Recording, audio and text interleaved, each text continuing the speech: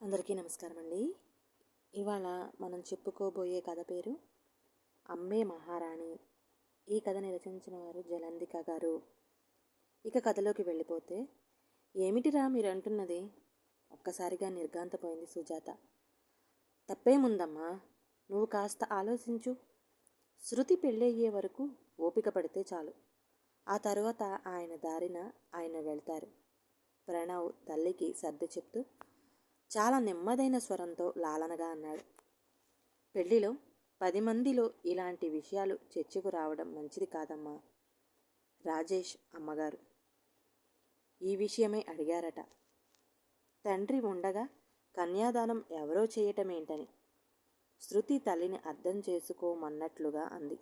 సుజాత మాన్పడిపోయినట్లు కొడుకుని కూతురిని మార్చి మార్చి చూడసాగింది. ఇప్పుడు నా పెళ్ళికి దయాకర్ బాబాయ్ వాళ్లను, శకుంతల పెద్దమ్మ వాళ్లను పీటల మీద కూర్చుని కన్యాదానం చేయమని అడగాలి. వాళ్ళు మాత్రం ఎన్నిసార్లు మనల్ని అవమానించలేదు చెప్పు. అవన్నీ మనసులో పెట్టుకోకుండా మన అవసరం కోసం ఇప్పుడు అభిమానం చంపుకొని అడగటానికి సిద్ధపడ్డాం. అదేదో నాన్ననే పిలుద్దాం. 10 మందిలో మనకు కూడా గౌరవంగా ఉంటుంది. మెల్లని స్వరంతో చెప్తున్నప్పటికీ శృతి స్వరంలో ఓ తీర్మానం చేస్తున్న ధ్వని అయితే సుజాత చెవులకు తాకింది. నన్ను ఆలోచించుకోనివ్వండి. దగ్గరగా ఉన్న కుర్చీ వైపు నడిచి భారంగా కుర్చీలో కూలబడింది. శృతి అన్నవైపు చూసింది. ప్రణవ్ చెల్లిని ఏమీ మాట్లాడవద్దన్నట్లుగా మౌనంగా కళ్ళతోనే వారించి గదిలో నుంచి బయటికి నడిచాడు. శృతి వెనకే నడిచింది. కొడుకు కూతురిని వెనక నుండి చూస్తున్న సుజాత కళ్ళు తన ప్రమేయం లేకుండానే 23 ఏళ్ల వెనక్కి గతంలోకి తొంగి చూశాయి. గవర్నమెంట్ జాబ్ వదిలేస్తారా? 7 నెలల ప్రణవ్కు పాలు పడుతూ భర్త మాటలకు విస్తపోయినట్లు చూసింది సుజాత. అవును, ఎన్నాళ్ళు చేసినా ఎదుగు బొదుగు లేని జీవితం. దీనిలోనే ఉంటే ఖర్చులకు కూడా వెతుక్కోవలసి వస్తుంది. అందుకే రిజైన్ చేస్తున్నాను. నిర్లక్ష్యంగా సమాధానమిచ్చాడు రాజారావు. ఖర్చులు తగ్గించుకుంటే సరి. ఆదాయానికి తగ్గట్లు ఖర్చులు ఉండాలి కానీ. సుజాత తనలో తానే గొనుక్కున్నట్లుగా అంది. ఆ సంగతి నాకు తెలియదులే. పిల్లాడికి పాలు, ఇంట్లో ఖర్చులు తగ్గించు చూద్దాం. రాజారావు అంతెత్తున ఎగిరాడు. ఇంట్లో ఖర్చులు ఎప్పుడూ ఉన్నవే. పని మనిషి లేకుండానే చేసుకుంటున్నాను. పసివాడి పాల ఖర్చు ఎక్కువ అనిపిస్తుందా మీకు? ఆదివారం ఫ్రెండ్స్తో పార్టీలు, తిరుగుళ్ళు లేకపోతే ఎంతో తగ్గించినట్లే. ఎప్పుడు అంతకు మించి పెద్దగా మాట్లాడటం అలవాటు లేదేమో. సుజాత స్వరం సన్నగా పలికింది. నువ్వు అమ్మగారింటి దగ్గర నుంచి తెచ్చిన మణిమాణిక్యాలు ఏమీ నేను జలసా చెయ్యడం లేదు. అసలు నీకు ఇవన్నీ అనవసరం. సంపాదించి తెచ్చేవాడికి తెలుస్తుంది ఆ బాధలేంటో పెద్దగా అరిచాడు. అనవసరమే అనే కదా విషయం ఎవరో చెప్పేదాకా నాకు తెలియనివ్వలేదు. సుజాత నోటిలోనే సణిగింది. ఆమె స్వరం అంతకు మించి ఎప్పుడూ పెరగదు. తరతరాలుగా స్త్రీలు ఈ స్వరంలోనే మాట్లాడాలని తీర్మానించినట్లుగా ఆమె ఎప్పుడూ అదే స్వరంతో మాట్లాడుతుంది. అయితే ఏమంటావు ఇప్పుడు? సరే, నేను ఇంట్లో కూర్చుంటాను. వెళ్ళి సంపాదించుకునిరా, తెలుస్తుంది. అంతెత్తున ఎగురుతున్న భర్తను చూసి దానికి పై చదువులు ఎందుకే, పెళ్లి చేసి పంపించేస్తే మొగుడు సంపాదించి పెడతాడు. తన తల్లితో అంటున్న తండ్రి మాటలు జ్ఞాపకం వచ్చాయి. ఆమె మౌనంగా ఉండిపోయింది. ఇంతకు ముందు ఎన్ని వ్యాపారాలు చేసినా ఉద్యోగం వదిలిపెట్టకుండా చేశాడు. ఆశతో ఏదో ఒక వ్యాపారం చెయ్యాలని దిగటం, అందులో చేతులు కాలిన తర్వాత వెనక్కి రావడం అతనికి మామూలే. ఎన్నోసార్లు నచ్చ చెప్పాలని చూసినా వినేవాడు కాదు. కానీ ఇప్పుడు ఏకంగా ఉద్యోగానికి రిజైన్ చేయాలని చూడటం సుజాతకి నచ్చలేదు. కానీ చెయ్యగలిగింది ఏమీ లేక ఊరుకుంది. రాజారావు ఉద్యోగానికి రిజైన్ చేసి సుజాత నగలన్నీ అమ్మేసి స్నేహితుడితో రొయ్యల మేత వ్యాపారంలో భాగస్థుడిగా చేరాడు. బాబుకు 10వ నెల వచ్చేసరికి సుజాతకి 2వ బిడ్డ కడుపున పడింది. బాబుతో వేవిళ్లతో సతమతమవుతూ ఉందే కానీ తల్లి పిలిచిన పుట్టింటికి వెళ్ళలేదు. తను ఇంట్లో లేకపోతే భర్త ఆ కాస్త ఇంటి పట్టున ఉండటం కూడా పోతుందని, కష్టమైన ఎలాగోలా చేసుకుంటానని, 9వ నెలలో కాన్పుకి వస్తానని తల్లికి నచ్చచెప్పి పంపించింది.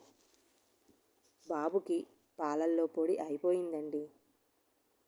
చికెన్ పకోడీ తెచ్చుకొని బ్రాందీలో నంజుకుంటూ తింటున్న భర్తను అడిగింది. సంవత్సరం పిల్లవాడికి అన్నం పెట్టవచ్చు కదా, పాలెందుకు? అమ్మకు ఫోన్ చేస్తే కూడా అదే అంది అన్నాడు. పని చేసుకోలేకపోతున్నాను. రేపు అమ్మ వస్తానంది. నేను మా ఊరు వెళ్తాను. అక్కడికి వెళ్ళి కూర్చుని తింటే ఆపరేషన్ చేసి బిడ్డను తీయవలసి వస్తుందట. కనే వరకు పనులు చేసుకుంటూ ఉంటే సులభంగా కాన్పు అవుతుందని అమ్మ చెప్పింది. 9వ నెల వచ్చిన తర్వాత వెళ్ళొచ్చులే గట్టిగా అనేసి అంతకు మించి మాట్లాడవలసినది ఏమీ లేనట్లుగా తన పనిలో తాను మునిగిపోయాడు. సుజాతకి 9 నెలలు నిండుతాయనగా పుట్టింటికి వెళ్ళింది.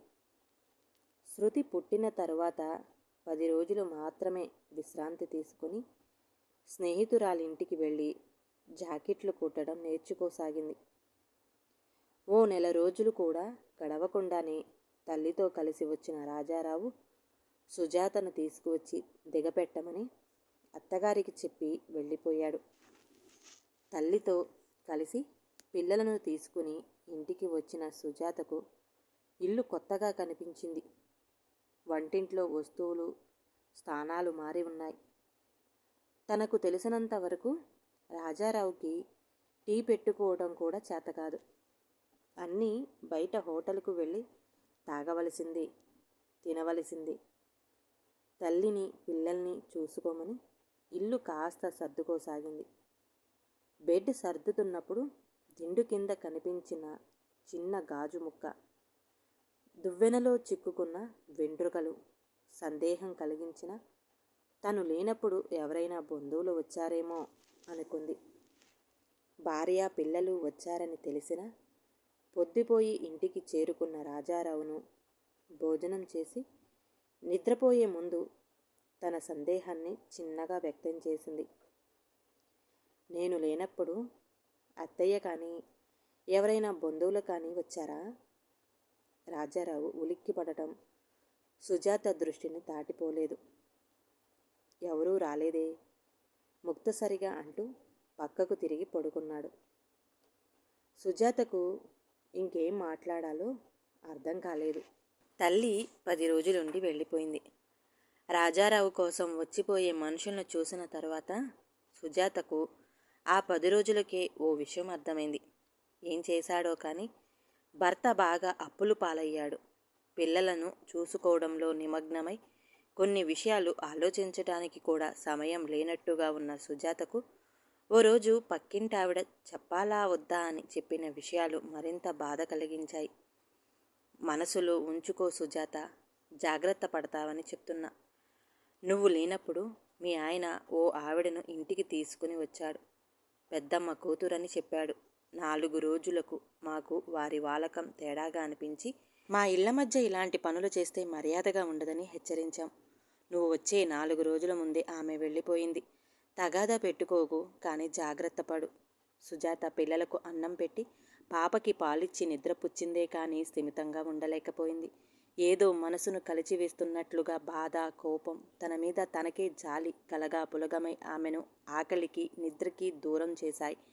భర్తను అడిగితే ఎంత నిర్లక్ష్యంగా సమాధానం ఇస్తాడో తెలుసు, కానీ అడగాలి. ఏమని అడగాలి ఆలోచిస్తుంది. అనాలనుకున్న మాటలు వల్లె వేసుకుంటుంది. ఎందుకు భయపడాలి? తప్పు చేసిన వారు భయపడాలి. తనకేం భయం? కానీ ఆమెకు అలా అంతన్ని నిలదీసే అవకాశమే ఇవ్వలేదు అతను. పక్కింటి రుక్మిణి పరుగు పరుగున ఆందోళనగా వచ్చి చెవిలో వేసిన మాట ఆమె గుండెను బద్దలు చేసింది. మీ ఆయన పక్క వీధిలో టిఫిన్ సెంటర్ ఆవిడ ఇద్దరూ కలిసి ఎక్కడికో వెళ్ళిపోయారట. ఇద్దరూ కలిసి అప్పులు చేశారని చెప్పుకుంటున్నారు. భర్తని ఎన్ని అవలక్షణాలు ఉన్నా ఇంత పని చేస్తాడని మాత్రం ఊహించలేదు. ఆదమరిచి అమాయకంగా నిద్రపోతున్న పసిపిల్లల వైపు చూసింది. రేపు ఈ మాట తలుచుకుంటేనే కాళ్ళు గజగజ వణకసాగాయి. కళ్ళ వెంబడి నీళ్లు కారిపోతుంటే నిర్విరాకంగా నిస్తేజంగా చూస్తున్న సుజాతను చూసి రుక్మిణి చిలించిపోయింది. ధైర్యం చెప్పి సుజాత తల్లిదండ్రులకు ఫోన్ చేసి పిలిపించి ఆమెను వారికి అప్పగించి వెళ్ళిపోయింది. ఇంటి కాగితాలు తనఖా పెట్టించుకుని అప్పు ఇచ్చిన వారు సుజాత పరిస్థితి చూసి జాలిపడి ఇల్లు ఖాళీ చేయడానికి ఓ నెల రోజులు గడువు ఇచ్చి వెళ్ళిపోయారు. అప్పులు వారు నానా తిట్లు తిట్టి అలసిపోయి చుట్టుపక్కల వారు సర్ది చెప్పడంతో వెళ్ళిపోయారు. అత్తగారు ఆడపడుచుకు కబురు పెట్టినా పట్టించుకోకపోవడంతో 10 రోజుల్లోనే ఇల్లు ఖాళీ చేసి సుజాత ఇద్దరు పిల్లలతో పుట్టింటికి చేరింది. తల్లిదండ్రులకు సుజాత జీవితం ప్రశ్నార్థకంగా మారింది. అత్తెసరు చదువుతో ఏం చేసి ఇద్దరి పిల్లలను పోషించగలదు? తామున్నంత వరకు తమకు వచ్చే పెన్షన్తో ఎలాగోలా నెట్టుకు రాగలరు. తమ తదనంతరం సుజాత పరిస్థితి ఏంటి? రిటైర్ అయిన తర్వాత వచ్చిన డబ్బుతో సుజాతకు బంగారం పెట్టి వీలైనంత ఘనంగా పెళ్లి చేశారు. అల్లుడు ప్రభుత్వ ఉద్యోగస్తుడు. కూతురు జీవితం సాఫీగా సాగిపోతుందనుకున్నారు. అల్లుడు కూతురిని బాధ పెడుతున్నా తప్పదు కదా అని తప్ప ఆలోచించని సగటు మనుషుల మనసులు వారివి. ఇప్పుడు ఉన్న పలాన ఇంత కష్టం. కన్న హృదయాలు సుజాత గురించి ఆలోచిస్తుంటే సుజాత తల్లి హృదయం పిల్లల గురించి ఆలోచించసాగింది. ఏం చేయాలి? విచిత్రంగా ఆమె మనసు తనను వదిలి వెళ్ళిన భర్త గురించి ఒక్క క్షణం కూడా ఆలోచించడం లేదు. పిల్లల పోషణ, వారి చదువు కోసం ఏం చేయాలి, ఇదే ఆలోచన. పుట్టి పెరిగిన ఈ 25 ఏళ్లలో తనను తాను పోషించుకోవడానికి అవసరమైన విద్యే తను నేర్చుకోలేదే. తన 10వ తరగతి చదువు తనకు ఉద్యోగాన్ని ఇవ్వకపోవచ్చు, కానీ ఇంకేం చేయలేదా? ఏమైనా మన సుజాత చేసిన పచ్చళ్ళ ముందు బిర్యానీలు కూడా దిగదుడిపే. తండ్రి భోజనం చేస్తూ మెచ్చుకుంటుంటే సుజాతకు చటుక్కున ఆలోచన తట్టింది. అనుకున్నదే తడవుగా తల్లిదండ్రులతో తన ఆలోచన చెప్పింది. నువ్వు కష్టపడతావా తల్లి? నేనున్నంతకాలం నీకు నీ పిల్లలకు ఏ కష్టం రానివ్వను. తండ్రి కళ్ళ నీళ్లు పెట్టుకున్నాడు. ఆడపిల్ల గడప దాటకూడదు, కష్టం చెయ్యకూడదు. కాలానుగుణంగా తండ్రి, భర్త, కొడుకు పోషణలోనే ఉండాలని నియమం ఉందా నాన్న? అలాంటి నియమాలే కదా నన్ను ఈరోజు ఈ స్థితిలో నిలబెట్టాయి. ఇప్పటికైనా నన్ను నా కాళ్ళ మీద బ్రతకనివ్వండి, సుజాత ఖచ్చితంగా చెప్పింది. బజారు నుండి అవసరమైన సరుకులు తెప్పించింది. మొదట కొద్ది మోతాదులో పచ్చళ్ళు పెట్టి చిన్న చిన్న శాంపిల్ ప్యాకెట్లు చేసి షాపుల్లో ఇచ్చి వచ్చింది. వద్దమ్మా, ఉన్న పచ్చళ్ళు అమ్మడు కాక చస్తున్నాము. షాపు యజమాని విసుగ్గా అన్న మాటలకు చిరునవ్వుతో ఎప్పుడైనా అవసరమైతే చెప్పండి అని ఫోన్ నెంబర్ ఇచ్చేది. క్రమేణా చిన్న చిన్న ఆర్డర్లు రాసాగాయి. పచ్చళ్లతో పాటు భోజనాలు వండి ఉద్యోగస్తులు క్యారియర్లు ప్యాక్ చేసి పంపించడం ప్రారంభించింది.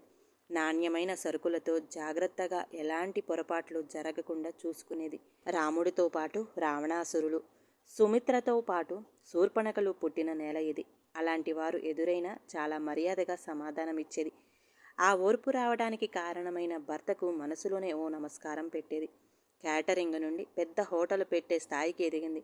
పనిచేసే వారిని నమ్మకస్తులను పెట్టుకుంది అనేకంటే ఆమె మంచితనం వల్ల వారే నమ్మకస్తులుగా అయ్యారు అనడం సమంజసమేమో.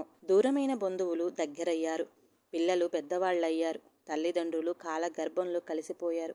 రాజారావు ఆమెతో కలిసి ఎక్కడ ఉంటున్నాడో తెలిసినా సుజాత పట్టించుకోలేదు. ఎవరైనా చెప్పేందుకు ప్రయత్నం చేసినా అతని ప్రస్తావన వద్దని నిష్కరంగా చెప్పేది.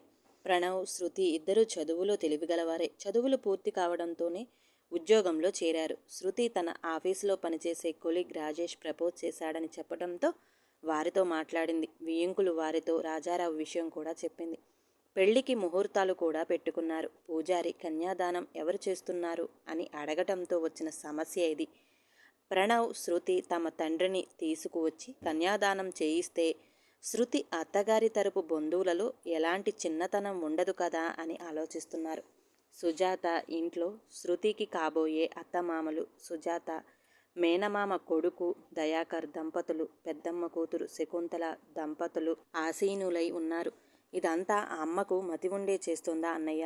ఏదైనా మాట్లాడుకుని మనమే తేల్చుకోవాలి కానీ వీళ్ళందరినీ ఎందుకు పిలిచినట్టు? శృతి వంటింట్లో కాఫీ కప్పుల్లో పోస్తూ బాధపడింది. సరే, అసలు వారిని ఎందుకు పిలిచిందో ప్రణవ్ సాలోచనగా అన్నాడు. నా భర్త నన్ను వదిలేసి వెళ్ళిన విషయం మీ అందరికీ తెలుసు. ఇన్నాళ్లుగా ఆ మనిషి సహకారం లేకుండానే నేను నా పిల్లలను పోషించాను, చదివించాను.